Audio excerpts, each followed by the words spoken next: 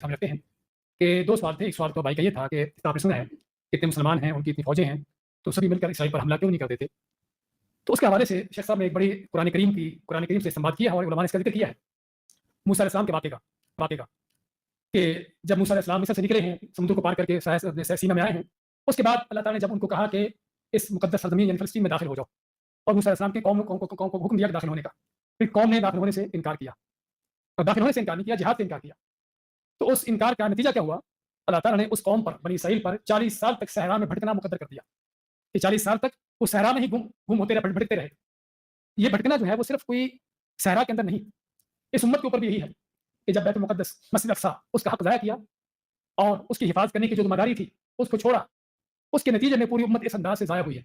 अपने माली मामलात में, अपनी सियासत में, अपनी क़ुव्वत ताक़त में, हर चीज़ में। ये जिस तरह बनी इसराइल भटकते रहे थे 40 साल तक, हत्ता कि उनके बाद मूसा अलैहिस्सलाम के फ़ौत होने के बाद अगले नबी वो आए, उन्होंने नौजवानों को लेकर फ़लस्तीन में दाखिल हुए, फ़तह किया, उस वक़्त तक वो अज़ाब उन पर मुसल्लत रहा। असल वजह ये है कि बैतुल मुक़द्दस मस्जिद अक़सा के हक़ को ज़ाया किया गया, उसको उन काफ़िरों के हाथों में छोड़ दिया गया, उसकी ज़िम्मेदारी का एहसास न किया गया, तो अल्लाह ने पूरी उम्मत को इस अंदाज़ से भटका दिया कि काफ़िर के मुकाबले में खड़े होने की ज़रूरत ही नहीं है। और उससे पहले नबी करीम सल्लल्लाहु अलैहि वसल्लम की हदीस बयान कर रहे थे कि जिसमें आपने फरमाया कि करीब है कि कुफ़्र की कौमें तुम पर ऐसे टूट पड़ें जिस तरह भूखे लोग खाने पर टूटते हैं। तो सहाबा ने पूछा, अल्लाह के नबी सल्लल्लाहु अलैहि वसल्लम, क्या हम थोड़े होंगे? हमने कहा बल्कि तुम बहुत ज़्यादा होगे, लेकिन तुम्हें एक बीमारी लगेगी। हाँ, तुम बहुत ज़्यादा होगे, लेकिन क्या होगा? अल्लाह ताला तुम्हारे दिल में दुश्मन को रोक डाल देगा और दुश्मन के दिल से तुम्हारा रोग निकाल देगा। इस वजह से तुम्हें एक बीमारी लगेगी, युसीबुकुमुल वहन। वो बीमारी क्या होगी? हुब्बुद दुनिया व कराहियतुल मौत, कि दुनिया से मोहब्बत और मौत से नफ़रत। आज हर कोई अपना जायज़ा ले, क्या वाक़ई ही ये हकीकत नहीं है? सहाबा इकराम वो लोग थे, अगर जिनकी फतवाहत, जिन पर अल्लाह की मदद नुसरत नाज़िल होती थी, फ़रिश्ते नाज़िल होते थे, वो लोग थे जो मौत को तलाश करते फिरते थे। कुतैबा इब्न मुस्लिम, मुसलमानों के बहुत बड़े कमांडर, जिन्होंने चीन तक की फतवाहत की थी, किसी ने उनसे पूछा कि क्या वजह है कि तुम्हारे लोग इतने बहादुर क्यों होते हैं कि चंद सौ होते हमारे लाखों की फ़ौजों पर गालिब आ जाते हो? तो उन्होंने क्या जवाब दिया कि जिस कदर तुम लोग ज़िंदगी से मोहब्बत करते हो, उससे कहीं बढ़कर हमारे लोग मौत से मोहब्बत करते हैं। असल वजह ये है। तो जब तक हमारे अंदर ये जज़्बा, ये ईमान पैदा नहीं होगा, उस वक़्त तक कैसे मुमकिन है कि काफ़िर के खिलाफ लड़ें?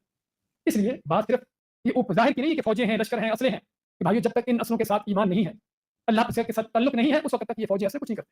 इसलिए ज़रूरत है, असल वही चीज़ जो हम पहले ज़िक्र कर चुके हैं, अल्लाह की तरफ लौटने की, अक़ीदा तौहीद को अपनाने की, दीन की तरफ लौटने की। हाँ, ये असल मुसलमान का हक़दार ये है, अल्लाह की मदद, अल्लाह के साथ उसका ताल्लुक। तो ये था तकरीबन उनके सारे सवाल का उसकी समरी। उसके बाद दूसरा भाइयों ने जो सवाल किया था हमास के बारे में, और भी बल्कि सवालात आए हैं इसी हवाले से कि वो उनके अक़ीदे क्या हैं, वो शिया हैं, इस तरह की बातें। तो आप सुन चुके हैं कि गज़ा में कोई शिया नाम की चीज़ नहीं है। और बल्कि मैं खुद भी कुछ हफ़्ता पहले सुन रहा था कि पूरे गज़ा में ईरान को सबसे बड़ी जो तकलीफ़ है, वो किस चीज़ की है कि पूरे गज़ा में कोई एक भी शियों की मस्जिद नहीं है। हाँ जी।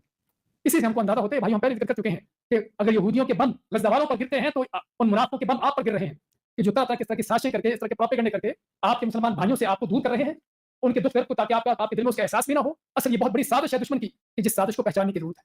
और ऐसे ही मौकों पर मुनाफ़िकीन, उनके किरदार सामने आते हैं। अल्लाह ताला ये इस तरह के हालात खुद पैदा करता है, मार के खुद पैदा करता है, मुश्किलात खुद अल्लाह ताला पैदा करता है। किस लिए? कि ताकि ईमान और निफ़ाक़ ताकि अलग-अलग हो जाए, मोमिन और मुनाफ़िक की तमीज़ हो जाए। समझे? मा कान अल्लाहु लियज़ल मुमिनीना अला मा अंतुम अलैहि हत्ता यमीज़ल ख़बीथ मिनत तय्यब।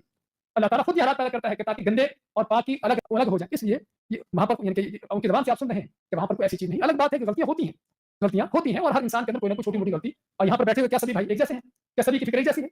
लेकिन सभी मुसलमान हैं, कलमा पढ़ते हैं। और भाइयों, सबसे अहम चीज़ जिस पर इशारा कर रहे थे, असल चीज़ क्या है कि इस वक़्त देखना ये है कि उनकी जंग किनके खिलाफ है।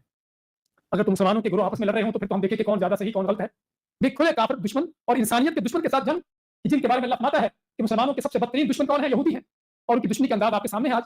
और वहाँ पर इस तरह के मौके पर कोई ये कहे कि ये लड़ने वाले कौन हैं, इनका अक़ीदा क्या है, किस फ़िरके के हैं, किस जमात के हैं, ये सारे भाइयों दीन के दुश्मन हैं, कि जिस तरह की बातें फैलाने वाले। इन हालात में ख़ास तौर पर इस तरह के, हाँ, अगर हालात अमन व अमान के हो, फिर हम देखेंगे कि उसके अंदर क्या गलती है, वो भी उसकी गलती की इस्लाह करेंगे, ना कि उसके खिलाफ जंग करना है। मुसलमान को दावत दी जाती है, उसकी इस्लाह की जाती है, जंग होती काफ़िर के खिलाफ। लेकिन यहाँ पर तो खुले काफ़िर, खुले दुश्मन के साथ जंग है। और यहाँ पर इन हालात में इस तरह के प्रोपेगेंडे करना, हाँ, ये है असल जो शैतान चाहता है, ये है दुश्मन जो हमसे चाहता है कि इन हालात में भी मुसलमानों को आपस में बाँटो, बिखेरो, ताकि किसी को इस मसले का एहसास ही ना हो। बारक अल्लाह फ़ीक।